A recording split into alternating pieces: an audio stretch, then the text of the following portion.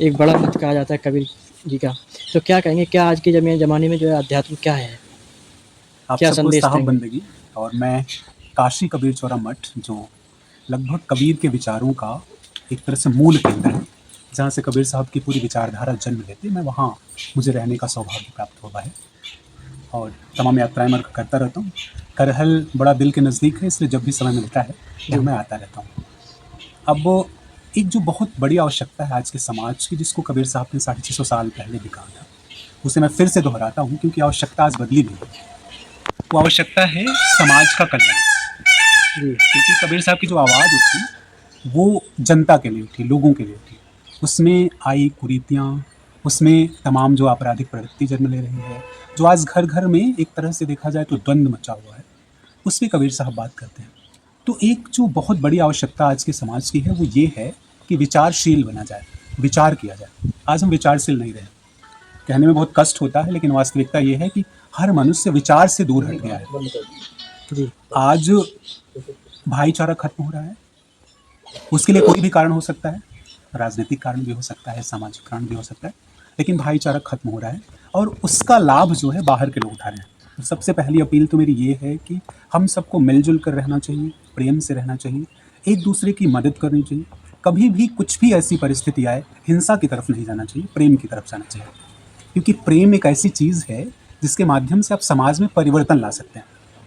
तो जब प्रेम होगा तो पुरुषार्थ जन्म लेगा, और जब पुरुषार्थ होगा तब एक अच्छा समाज बनेगा। और कुछ इश्यूज ऐसे हैं, जैसे आज हमारा समाज जाति के आधार पे बहुत बटा हुआ है। मैं कभी कभी विचार करता हूँ तो पाता हूँ कि इतने समाज बन गए हैं, इतने समाज बन गए हैं कि हम आपस में ही बहुत भेदभाव करने लगे हैं। जबकि कबीर साहब ने कहा कि मैदा एक पकवान वो, मैदा एक ही होता है, उसकी मिठाई अलग अलग बनती है। तो हम सब हैं मनुष्य, लेकिन हम अलग अलग चीज़ों में विभाजित हैं। उस विभाजन को खत्म किया जाना चाहिए, उसे हमारे समाज से हटना चाहिए। यदि वो नहीं हटा तो मुझे ये तो नहीं पता कि आने वाला विश्व युद्ध कैसा होगा, लेकिन इतना ज़रूर है कि मानवता खतरे में आ जाएगी। तो कबीर साहब का जो संदेश है वो ये है कि हम आपस में बटे नहीं, एक दूसरे की मदद करें। अच्छा, अब आप खुद भी देखें कि हम भेद तो करते हैं, लेकिन क्या हमारे हाथ में वो है? जैसे अगर हम जन्म की बात करें, किसी व्यक्ति को जन्म के आधार पर हम बांट देते हैं, इसका इस जाति में, इस वर्ण में जन्म हुआ। क्या जन्म उसके अधिकार में था? नहीं था। तो जब जन्म अधिकार में नहीं है तो जाति किस बात की? क्या मृत्यु किसी के अधिकार में है? किसी के अधिकार में नहीं। लेकिन फिर भी हम ये भेद कर रहे हैं, तो ये भेद हटना चाहिए।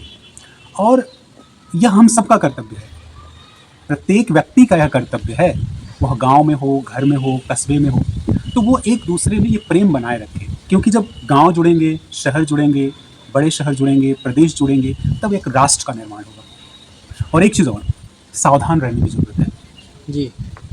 ना। कहते हैं कि सियार जो है बाघ की खाल में छुपा हो तो आपके पास पहचानने की दृष्टि होनी चाहिए। तो यदि ऐसे लोग हैं जो वास्तव में आपका फायदा उठाना चाहते हैं, आपका फायदा मतलब किस सेंस में, कि आपको जाति के आधार पर, वर्ग के आधार पर, या अलग अलग गांव के आधार पर, किसी भी आधार पर, या हिंदू मुस्लिम के आधार पर अगर बांटना चाह रहे हैं, तो हमें वहां अपनी समझ लानी चाहिए और हम सबको एक साथ मिलकर काम करना चाहिए।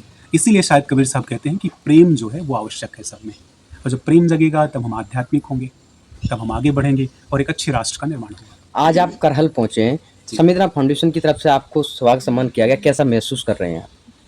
अब चूंकि जहाँ प्रेम होगा वहाँ तो अच्छा ही महसूस होगा।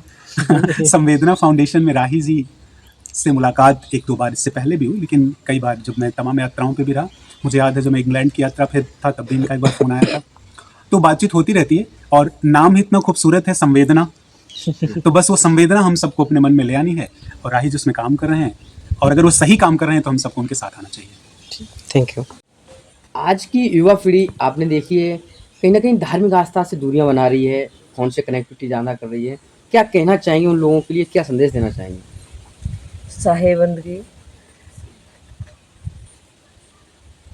यहाँ काफ़ी समय से इस आश्रम पर गुरुदेव की सानिध्य में साधना, भजन, सत्संग कर रहे हैं, और जो समझा यही है कि कहीं न कहीं युवा पीढ़ी में संस्कारों की कमी है। जो माता-पिता या गुरुजनों की सानिध्य में नहीं आते हैं और उनके जन्म के साथ उन्हें वो संस्कार नहीं देते, तो कहीं न कहीं इस बात के लिए हमारे बड़े बुजुर्ग भी जिम्मेदार हैं। हम उन्हें अच्छी सुविधा देते हैं, धन संपत्ति देते हैं, उन्हें अच्छी शिक्षा देंगे, लेकिन उन्हें संस्कारों से वंचित रखते हैं। जैसे कोई बच्चा फ़ोन के लिए या अच्छे कपड़ों के लिए माँ बाप से जिद करता है और माँ बाप सहज में मान जाते हैं, लेकिन कोई भी माता पिता हमने ऐसा नहीं देखा जो वो कहें कि ठीक है आप 5,000 की ड्रेस लेते हो हम दिलाएंगे, लेकिन आप चलिए सत्संग में या गुरुजनों की सानिध्य में 5 मिनट 10 मिनट आधा घंटे बैठ के देखिए। यदि माता पिता इस तरह से उन्हें संस्कारवान बनाएंगे या जहाँ संस्कार उन्हें मिलते हैं उस जगह के लिए प्रेरित करें और वो खुद अपने आप को एक अच्छी संतों या अच्छे समाज से जोड़ें, तो उनकी संगति बच्चे करते हैं।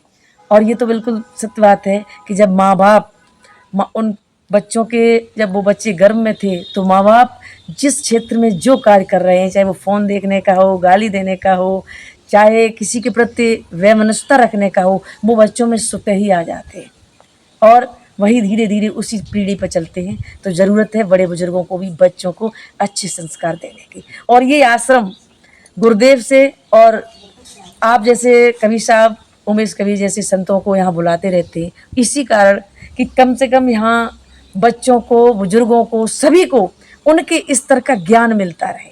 और मेरा पूरा जीवन समाज के लिए ही समर्पित है और हम राही जी से इसी बात के लिए बहुत प्रसन्न रहते हैं कि वो सामाजिक स्तर पर बड़े बुजुर्गों से लेकर हर क्षेत्र में अपना कदम आगे बढ़ाते हैं और अपना पूरा समय देते हैं ताकि इस समाज को एक नई दिशा मिले, अच्छे संस्कार मिले, बड़े बुजुर्गों की भी सेवा करें और बच्चे भी संस्कारवान बने।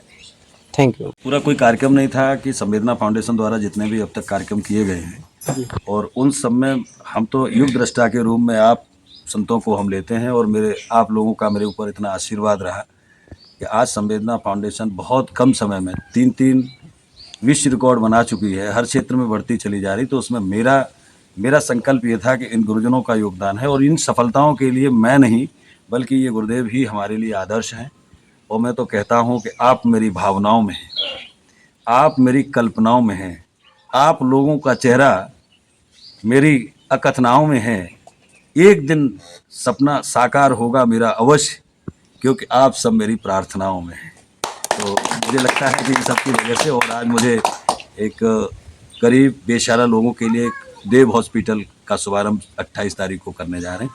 तो वो कार्ड भी चूँकि आपको समर्पित करना था, ये सौभाग्य मेरा था कि उमेश कबीर साहब भी इस बीच में उपस्थित हैं, नहीं तो आपके तो विदेशों में ही सबसे ज़्यादा दौरे रहते हैं।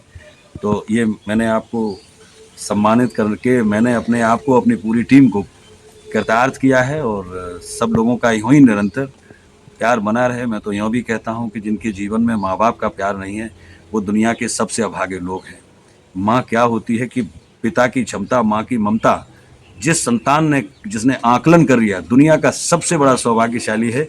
और माँ के लिए तो मैं इतना पढ़ता हूँ कि सामने उसके कभी जज्बात रख कर देखिए, सामने उसके कभी जज्बात रख कर देखिए और जो खुशी हो आपकी वो बात कह कर देखिए।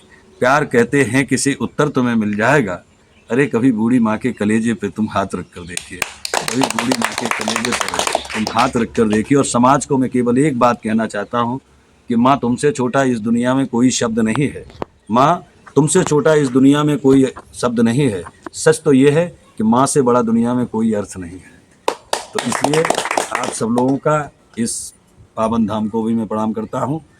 और मैं बहुत पहले जब आया था और आज चाहे गिरोर तहसील का रहा हो, चाहे याव गंगा नदी का रहा हो, इसी क्षेत्र की याव गंगा नदी थी, निरंतर प्रयास रहा। और मेरा संकल्प भी है कि मैं आपको आश्वस्त भी करता हूं कि यदि हमारे गुरुजनों का इसी तरह आशीर्वाद हम पे बना रहा तो निश्चित रूप से विश्व के पटल पर अपने गुरुजनों का हम नाम ले जाने का काम करें। इन्हीं शब्दों के साथ एक बार आप सब लोगों का